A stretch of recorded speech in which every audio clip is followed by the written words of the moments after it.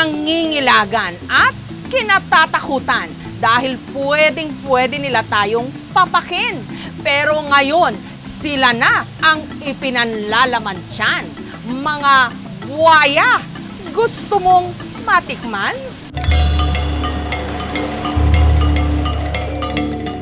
Dito sa Coral Agriventure Farm sa Morong Rizal, matatagpuan ang mahigit 13,000 buwaya. Pero hindi lang ito simpleng atraksyon sa mga bisita. Kinakatay rin kasi nila ang mga buwaya rito para kainin.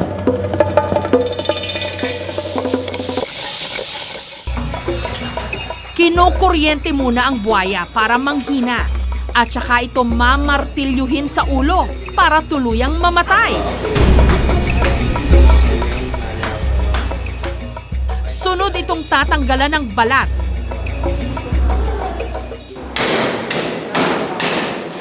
At saka pipira-pirasuhin ang laman. It is actually the most humane way of slaughtering the crocodile. Wala pang nakagawa dito sa Pilipinas. So slowly but surely, we're developing the industry. When you approach a new customer, ang unang hesitation niya is, wow, baka kumakain siya ng tao. This is a farm animal. So we fed it with chicken and pork daily. Diyan nakasalpak yung crocodile, yung ulo. Sa totoo lang daw, ayon sa mga namamahala rito, mahigpit ang regulasyong ipinatutupad sa pagkatay ng buwaya. Kailangang 5 taon na ang buwaya bago ito karnihin para mapakinabangan pa rin ang balat nito.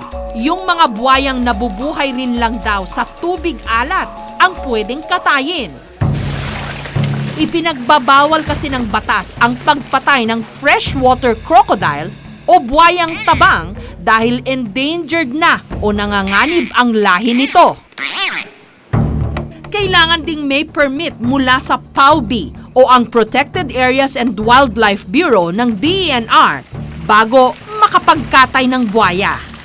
Unang-una, hindi kami nag-aalaw ng paghuli sa wild ng buwaya para katayin. Ang inaalaw lang namin na maari ng magkatay ay yung nagbe-breed na. Halos lahat nga raw ng parte ng katawan ng buwaya pwedeng pakinabangan. Ang balat, ginagawang bag, sinturon o sapatos. Ang bungo, pandekorasyon. Pati nga ang ngipin, pwedeng gawing borloloy. Ang laman, kinakain ng tao, ginagawang iba't ibang putahe.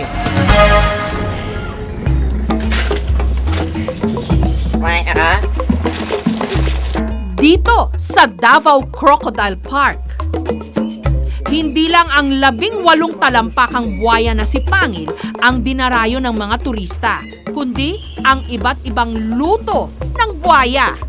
We are always exploring on coming up with new recipes so that we can offer to the Davaoeños and the visitors of Davao. Ang house specialty, crocodile kare-kare. Sa tinunaw na margarine, iginisa ang bawang at sibuyas. Tinulayan ng atsuete. Nilagyan ng peanut butter. Sunod na inilagay ang pinalambot na karne ng buwaya.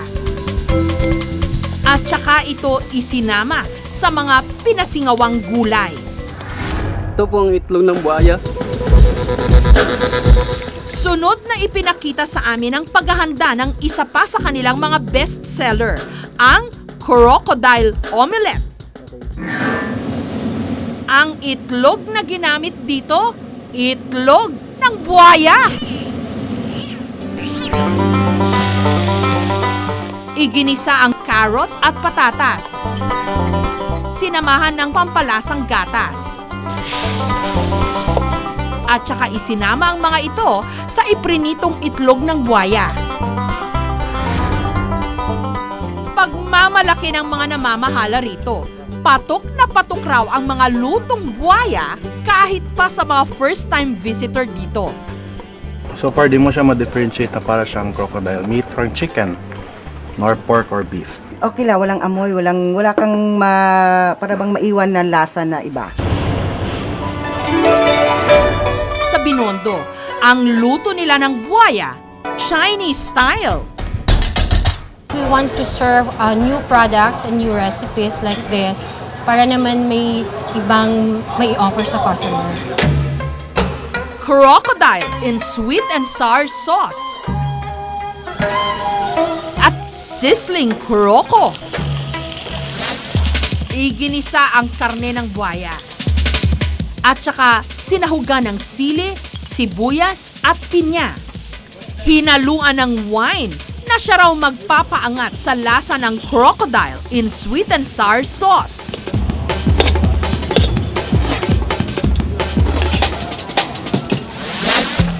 Para naman sa sizzling croco, naggisa ng bawang at sili. At saka inihalo ang sinangkutsang laman ng buwaya. Tinimplahan ng mga pampalasa. At inihain sa hot plate. Si Daniel, dating may asthma, ang inirekomenda raw na gamot sa kanya. Karne ng buwaya.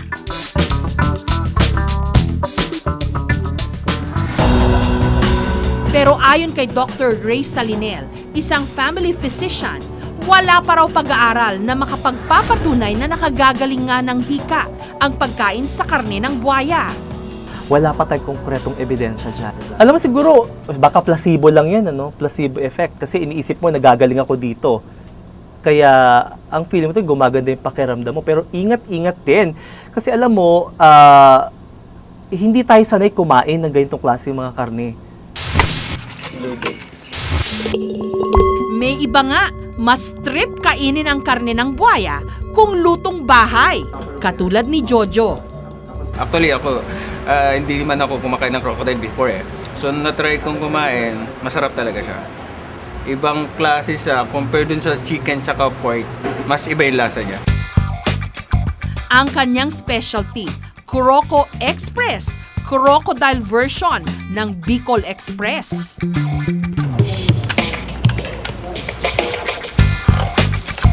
Iginisa ni Jojo ang karne ng buwaya sa bawang at sibuyas. Sinahugan ng dilis. Nilagyan ng gata. Binudbura ng sandamakmak na sili. Tikman nyo ang Croco Express. Ang Croco Express ni Jojo, perfect daw na pulutan. Compared to ordinary meats na kinoconsume ng human, ang crocodile meat is low in fat, so better siya kasi nakakatulong siya para maiwasan tumaas yung kanyang cholesterol. At nakakaiwas din para hindi magkaroon ng hypertension. Bago kayo mandire at mangilabot, ang karne ng buwaya hindi lang dito sa Pilipinas kinakain. Ordinaryong pagkain nga ito sa Australia. Sa Thailand naman, ang karne ng buwaya ginagawa pang delata. Kaya masisisi nyo ba ang ilan sa ating mga kababayan kung sila rin nadiskubre na ang sarap nito? Lalo pa kung ginawa itong sausage.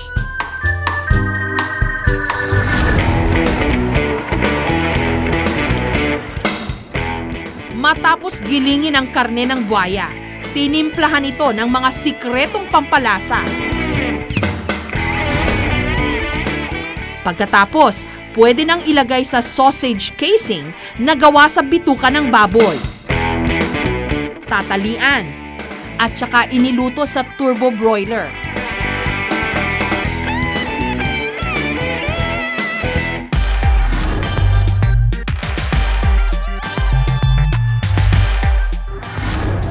Spicy.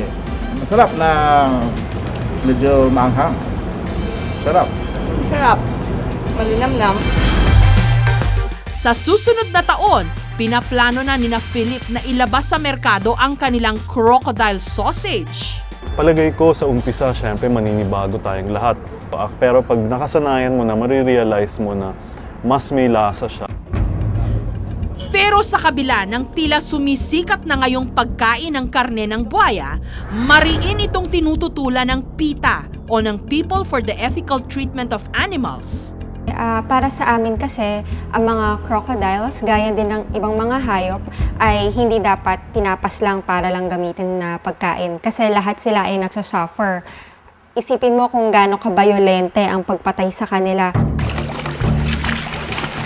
Maraming tao takot sa buwaya dahil na rin sa mga kwentong pumapatay at kumakain ang mga ito ng tao. Pero tila nabaliktad na ang kwento. Mga buwaya na ang tila dapat matakot sa tao dahil pwedeng-pwede silang gawin ng mga ito na panglaman tiyan.